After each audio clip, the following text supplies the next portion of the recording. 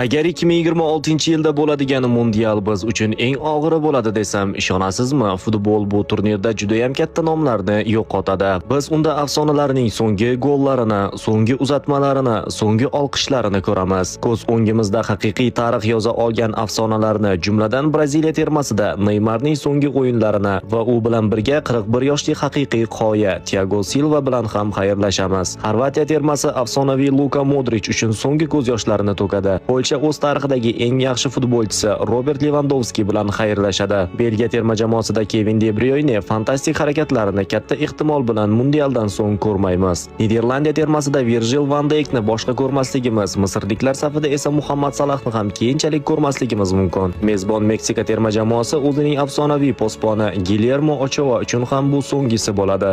2014-yildagi fantastik o'yinlari bilan yodimizda qolgan Kolumbiya terma jamoasi a'zosi James Rodriguez bilan ham xayrlashishga mahkummiz. Ammo biz uchun eng og'riqli jihati shuki, hatto tasavvur qilish uchun ham eng og'iri bo'lgan Lionel Messi va Cristiano Ronaldoni terma jamoa safida, balki klub doirasida ham keyinchalik maydonda qaytib ko'rmaymiz. Aytingchi, bu jahon chempionatida qaysi terma jamoa g'alaba qozonadi?